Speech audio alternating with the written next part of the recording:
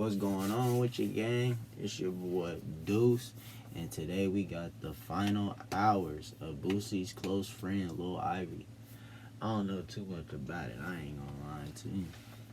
I was outside doing bad shit, so all that music stuff I didn't really get up into as a kid, and Boosie's life as a kid. But he was always played, but I just didn't get up into that stuff.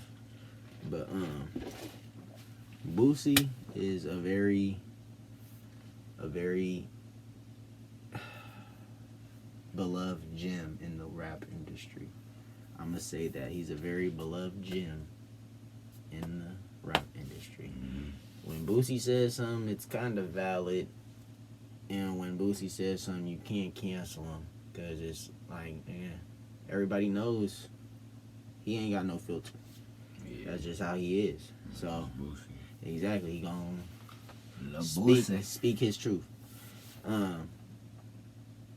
But either way, don't really matter how that shit go. It was his close friend at the end of the day. But we gonna find out some news, some info. Some info. We're doing our little research. Like Lil Reese say, gotta do some research.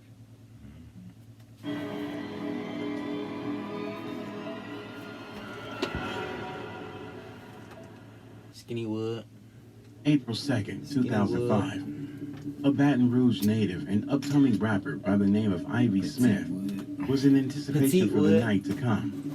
Known to his peers in the music industry by the alias Lil Ivy, everyone knew that night was about to be something special, because that night was before his birthday, April 3rd, 2005. Lil Ivy was a known high roller and someone well respected and connected in the underworld of the community. His dealings have been connected to criminal elements like supplying coke, along with being involved in disputes and shootouts with his rivals. He had the finances to have a party of luxury to usher in his birthday, and that's exactly what he did. The venue was Club Shenanigans in Baton Rouge. It was a club Lil Ivy was no stranger to. In fact, in rare videos of his life, he can be seen outside the venue with his peers having a grand time socializing and representing the area he called home, the south side of the city. Bro, you real like that, dog. Nigga show love right here, dog. So that night, Lil Ivy arrived at the club, and it was shaping up to be a party to remember. But it would be the last birthday party he lived to see. Allegedly, there was an altercation between Lil Ivy and others at the club, which led to a fight breaking out. Now, this isn't something unheard of, given the environment, plus mixed with liquor and probably other paraphernalia. But the problem was that some of these brawls are sparked by rivals leaking in from the streets or gang associates and can turn detrimental in the aftermath. Sadly, for Lil Ivy, this evidently went in the direction of one of those tragic outcomes. April 3rd would arrive as midnight passed welcoming his birthday. Lil Ivy would leave the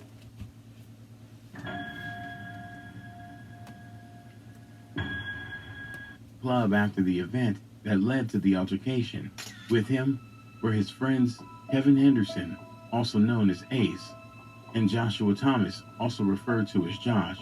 The next time anyone saw the three of them, they would all be lifeless. Early that Sunday morning on April 3rd, reports by Detective Robert Schilling states that a uniformed patrol officer was northbound on Sherwood Forest when he noticed a car crashed into a pillar at the bank and turned around to investigate the accident. When he got closer to the scene, he realized it wasn't an accident, but the scene was where a crime occurred. Looking into the vehicle, he saw three individuals, 25-year-old Ivy Smith, 26-year-old Kevin Henderson, and 23-year-old Joshua Thomas, all with shots on their bodies. Investigators determined that the scene appeared to be due to someone pulling up alongside the vehicle and opening fire. Furthermore, they were connecting the altercation at the Club Shenanigans that happened prior. Reports state that Kenya Jawan, Ivy Smith's sister, was at the club that night and was also present at the scene after the assassination. According to her, once she realized her brother was laying on the ground, she immediately ran by his side and started to give him CPR. Sadly, both Little Ivy and Kevin Henderson passed away at the scene, while Joshua Thomas was transported to the hospital, fighting for his life. Unfortunately, he too succumbed to his injuries, only able to keep on breathing for 2 days before his heart stopped, as recalled by his 3 bodies. 3 bodies. 3 of them. All over that altercation. That's how crazy motherfuckers. All over that altercation. That's how crazy motherfuckers could get. That's why you don't want to. You don't want to. That's how you if get you don't it. have no self-defense, you don't want to start nothing with nobody. Like, nigga. Not only that, but if you out somewhere just to have a good time, why the fuck how you starting shit with somebody that you don't know? Oh God, what the fuck? Motherfuckers love starting shit with the wrong people. Wrong people, bro. And that shit be meany to me. But at the same time, we don't know exactly what they were fighting about. Somebody could have stole something, somebody could have shoved somebody could have stepped on somebody's shoes, something like anything could happen. Yeah. Like, we don't know. But damn. 3 bodies over one altercation. A fight. Bro. A fight. Niggas could not. They weren't even getting shot at first. Niggas can't fight. Niggas can't fight. They weren't even shooting back at you. Man, niggas was just getting done bad and was like, You can't let that Upbeat. shit. You just can't take that L and just walk on. Like, both y'all was living. No shots was fired. No bloodshed was. man. That's crazy. And that's why I don't go to clubs. I don't go to bars. I don't do none of that. None of that. I'm a homebody ass nigga. Oh God. Shit. And if I go out somewhere, I'm only going places with motherfuckers I really fuck with and know. That I know ain't gonna do me grimy. I'm not gonna kick it with everybody. Just cause I call you my homeboy don't mean I gotta kick it with you. Oh. Man.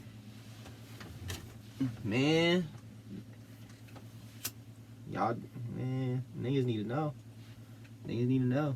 mother. My mama Ivy's raised life me. came to a tragic end. What was meant to be a memorable night, welcoming another year around the sun, turned into a sad ending that cut short his celebration and his dreams of channeling his life experiences into the music industry. This wasn't the only time Club Shenanigans was in the headlines for bloodshed and the loss of life. Seems in the past, the club also had altercations with patrons. It didn't stop with Lil Ivy. On June 9th, 2013, the Baton Rouge Police Department reported a shooting outside Club Shenanigans around 2 a.m.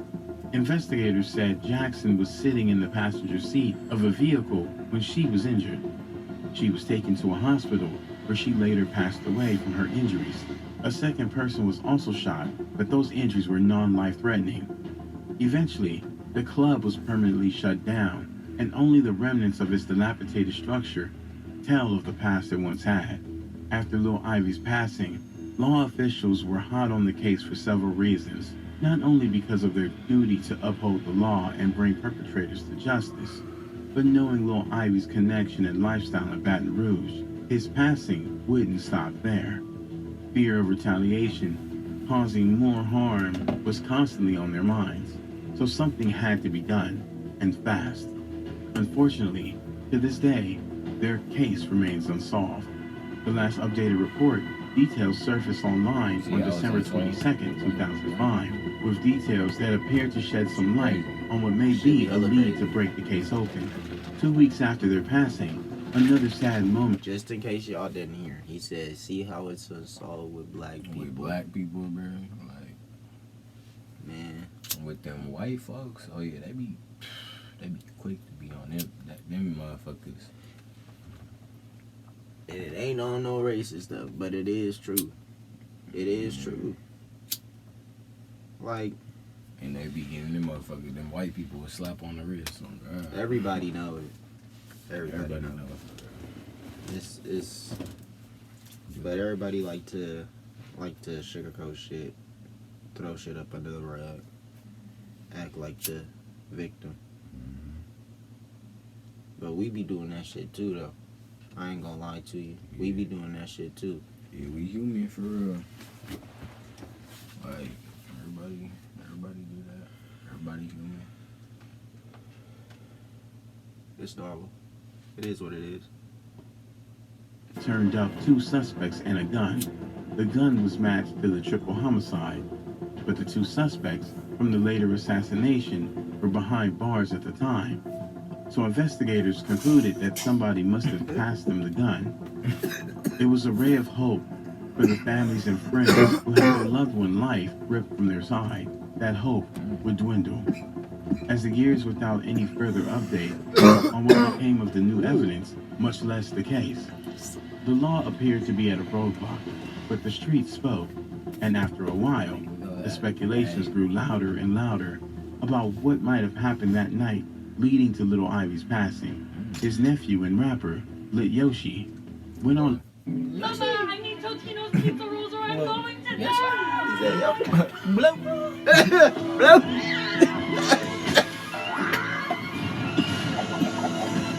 Nigga named Lil Yoshi. That's kind of hard. Oh God. Hey, that's hard. Lil Yoshi on the track. Lil Yoshi on the track. Live on his Instagram account with information that shocked everyone tuned in. The target of his verbal attack was a surprising individual, Lil Boosie, aka Boosie Badass. That's the reason why I ain't invite you to shenanigans, nigga. That was surprising because Boosie and Lil Ivy were like brothers and held a close bond. The main lane right here. When y'all see this in Tennessee. Boosie was there when Lil Ivy founded the movement TBG, which stood for Top Boy Gorillas. The group developed a rivalry with the opposing group who dubbed themselves Bottom Boy Gorillas, aka BBG. Even with how close Boosie and Ivy appeared, according to Lit Yoshi, Boosie was the one responsible for Lil Ivy's demise. I think cause about a signing, I think. That's crazy because rap beats be starting by niggas having the same names, like similar names. Like That's- that nigga, EBK, Juvie, and Juvie and the one from New York, Juvie. nah, the one from Chicago. Oh yeah, Chicago. Bro, he need to sit his old ass down. It's over with. Like, You're and it's old crazy as- because if you're old as niggas, fuck banging. if niggas lived in the same cities and shit, and niggas would try to make that shit smoke. Like, Man, yeah. like what? That's That's crazy. crazy. And then now niggas is beefing. Like, Hey, but them niggas ain't gonna fly out there though. nah, hell nah. Cause yeah, you do not know that city. Like, hell no. Like, that's a whole different Playground. Yeah, that's a whole different playground. Whole different jungle. What the fuck you talking about? The fuck? No, to them it's a jungle. To them it's a playground. The niggas that live there. Man. Oh my They be God. playing on the monkey bars and shit. Yeah. Boosie and Ivy appeared. According to Lit Yoshi, Boosie was the one responsible for Lil Ivy's demise. I think cause about a signing, I think because I forgot exactly what it was. I don't want to lie to y'all. It was about something about a deal or something. It was something dealing with something like that. And it was acting like a ain't want to answer the phone or whatever, something like that. He further stated that what really happened was Trill Entertainment, the label that signed Boosie since back in the day, wanted to sign Lil Ivy, but Boosie was basically blocking the deal, and Lil Ivy cut ties with him for it. That night Ivy lost his life, Lit Yoshi said Boosie ran from the fight that broke out, leaving Ivy to fend off the attackers after Lil Ivy refused his bottle of liquor, given as an apology. Yeah, I haven't stopped fucking with you tonight, You came to the club yourself trying to give a pint of syrup, trying to say you sorry. That, yeah. Be trying to, man, the internet a fool you. Is you snitching?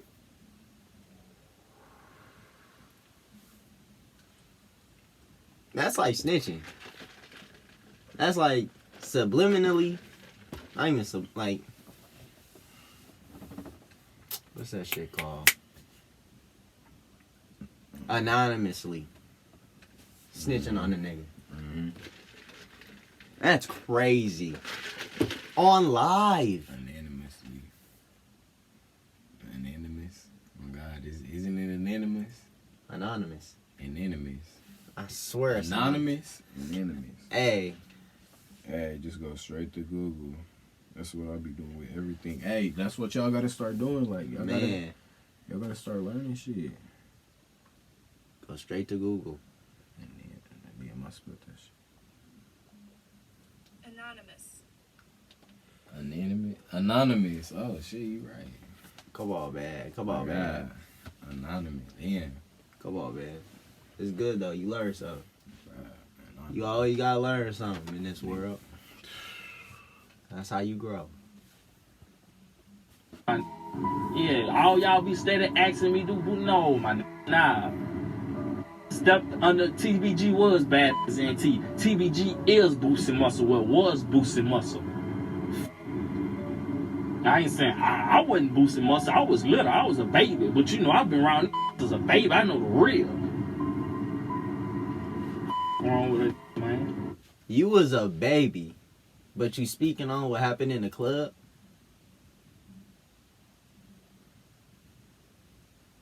Make it make sense. Yeah. Niggas need to Pissing sit me down. out. Yeah, Don't tell make me no why I had to sense. stop Don't with make you. no sense. I don't really. What's the reason? I think it was because of something about. I think because about a signing. I think because I forgot what exactly what it was. I don't want to lie to y'all. It was about something about a deal or something. It was something dealing with something like that. And nigga was acting like a bitch, ain't want to answer the phone or whatever, something like that. Trill wanted to sign Ivy. Yeah, that's what it was. Amy wanted to sign Ivy, and Boosie ain't won't answer the phone. Those statements line up with those of Lil Ivy's son, Lil Ivy Jr., who claimed Boosie just wanted Lil Ivy's spot for himself. You say, what happened? You got top rank. That's what you wanted. As if this wasn't enough speculation and theory into Lil Ivy's passing, his daughter also posted video and posts addressing their grievances with Boosie as well. But yeah, I'm just tired of f***ing disrespect. Somebody going like, you need to put some respect on my f***ing daddy name. Like, you talk about that's your boss man, the man who did this for you and did all that for you. But you don't even check on his people. Come correct and walk f***ing lightly when it's about my daddy, cause here go his crazy ass little girls. Here go his crazy ass little girl that's gonna go retarded behind him every time. The fallout between Lil Ivy's family and Boosie trickled over onto his son, Tootie Raw, who made a statement to Lil Ivy Jr. on his track F'd Up, making it clear he moved with bad boys and doesn't associate with any gorillas, referring to Ivy's creation TBG. Ivy Jr. kept the back and forth going, releasing a track titled 4-5 with the lyrics, "How my daddy was your partner, but you want to beef with us. Hold on, wait, I know what it is. He D-riding snakes. So when we catch his we gonna F up that boy's face. And Yoshi, that's my evil twin. We spray that B like mace. Y'all acting like y'all hard, but them BBGs is... That's why when we catch your we gonna hit you with that K." Soon the talks began escalating into harmful events and sad endings. He appeared to be going down the same road as his father, Lil Ivy. When my sister, I was playing basketball, but I see if one stop. So I stopped playing basketball, picked up the stick and the mic. So what up? Luckily, after things began spiraling, it appears that Lil Ivy Jr. and Boosie Badass had finally made amends when they released the music video for their joint. He said, I seen that everybody stopped playing basketball, so I picked up a stick and a mic. So what up? Right, real nigga shit. Man, say that shit again for me, dog. When my sister, I was playing basketball, but I see if one stop. So I stopped playing basketball, picked up the stick and the mic. So what up? Luckily, after things began spiraling, it appears that Lil Ivy Jr. and Boosie Badass had finally made amends when they released the music video for their joint song, Real Niggas Back, which featured videos of Lil Ivy. As a father, I'm assuming he wouldn't want the same life he lived for his children and would welcome his son choosing peace rather than more pain for the family. Other affiliates of Boosie and Lil Ivy, like Zay, recalls how close they were and couldn't see Boosie having a hand in Lil Ivy's demise, and was happy Lil Ivy Jr. and Boosie reasoned out their problems. But after being around Ivy, that turned into boss man. Like, you know what I'm saying? To this day, Boosie continues to remember Lil Ivy and his friends lost back in the day through online memories, and songs pouring his grief like Pain and Lil Ivy Gone, where he talks about feeling heartless and cold after Ivy's passing and feeling the guilt of arriving a little too late to make the difference in his friends surviving or passing. Apart from Boosie, who was blamed for Lil Ivy's passing, another rapper that lived in the street life by the name of Nusi was also named as the one responsible for Ivy's passing. He was known to be disrespectful and reckless, so it came as no surprise when he released a song speaking on the allegations that he ended Lil Ivy's life to taunt Boosie, whom he also had a rivalry with. Nusi soaked up the attention and made light of the situation, so people started taking that as a sign that he did in fact have a hand in Ivy's tragedy. Nusi was also later assassinated, and detectives labeled Boosie as the one responsible, stating that he paid his hitman, Michael Marlo Mike Louding, to carry out the deed. Another affiliate of Lil Ivy, named Big Head, the Dome Doctor, later did an interview speaking on telling Nusi to not feed into the allegations. The Dome Doctor. The Dome Doctor! Boo! Boo! Nigga was talking crazy, talking about he was talking crazy in the song about the death. Talking about he did it. Ooh. Talking down on little Boosie too, talking spicy. Nigga got lit up. He was known to be disrespectful and reckless, so it came as no surprise when he released a song speaking on the allegations that he ended Lil Ivy's life to taunt Boosie, whom he also had a rivalry with. Nusi soaked up the attention and made light of the situation, so people started taking that as a sign that he did in fact have a hand in Ivy's tragedy.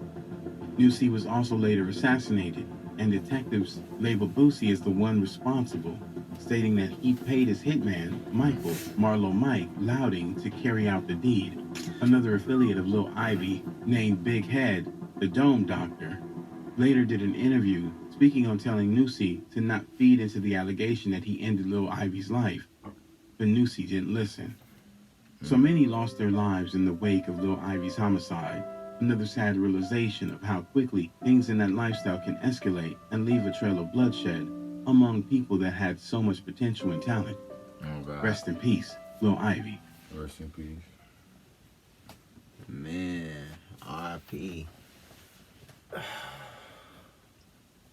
Boosie been through some shit, dog. Man, some cold, man, some crazy shit. Some motherfucking lightning storm days, nigga. Some tornado days. Shit. When it rains, it pours. It's kind of reminded me of the YNW Melly shit, how he kind of getting blamed for the shit, you feel me? It's kind of fucked up. That shit's crazy with that nigga Melly, bro. Yeah. And both of them getting blamed for killing their best friend. Mm-hmm. That's crazy. That's fucking wild. If you made it this far, Like, comment, share, subscribe. do it all.